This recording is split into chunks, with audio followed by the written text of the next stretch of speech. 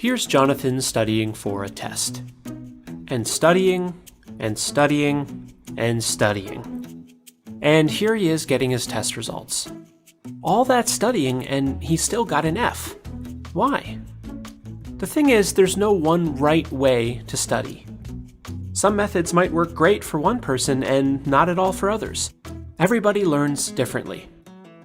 In order to find a study method that's best for you, it's important to know your learning style.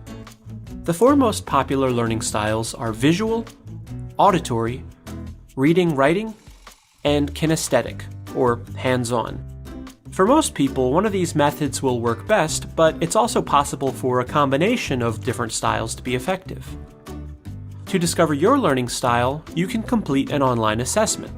There's a wide variety of them available, consisting of multiple choice questions. However, you can also observe yourself and your previous learning experiences to get an idea of how you learn best. Let's circle back to Jonathan. When he's in class and his teacher is lecturing, he gets distracted pretty easily. Words tend to go in one ear and out the other. But when his teacher starts using visuals, Jonathan finds it easier to focus and understand the material. So he might be a visual learner. Now think about your history. How have you enjoyed learning in the past? Do you prefer watching over listening? Do you enjoy reading instead? Or maybe you learn best by doing, with hands-on experience.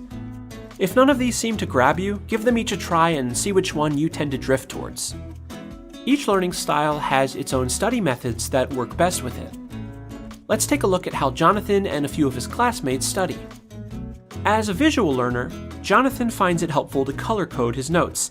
He finds it helps him to organize information and internalize it better. He also creates diagrams while studying, finding that they help him to better understand certain structures and ideas. Jonathan watches videos too, finding them helpful for extra information. Ruby is more of an auditory learner. She likes to study in a group and discuss the material with others. Sometimes she'll read her notes out loud because it helps her to hear what she's studying. In some classes, Ruby will record the lecture, with her teacher's permission of course, so that she can go back and listen to it later. Terrell finds that he learns best by reading and writing. He takes substantial notes during class and reads over them often. When he's trying to memorize something, he'll often write it out. He also makes sure to read and reread any materials his teacher has assigned the class. Raya is a kinesthetic learner. She's got a lot of energy and likes doing things. Labs and hands-on activities help her to understand certain ideas and topics. Sometimes she'll review her material while she's walking around. She also likes to take breaks in order to release some of her energy, allowing her to focus when she returns to studying. All four of these students are studying the same material, but they're doing so in different ways. Now, this doesn't guarantee that they'll all get the same grades, but by determining their learning style and finding study methods that work for them, they just might find themselves getting better results.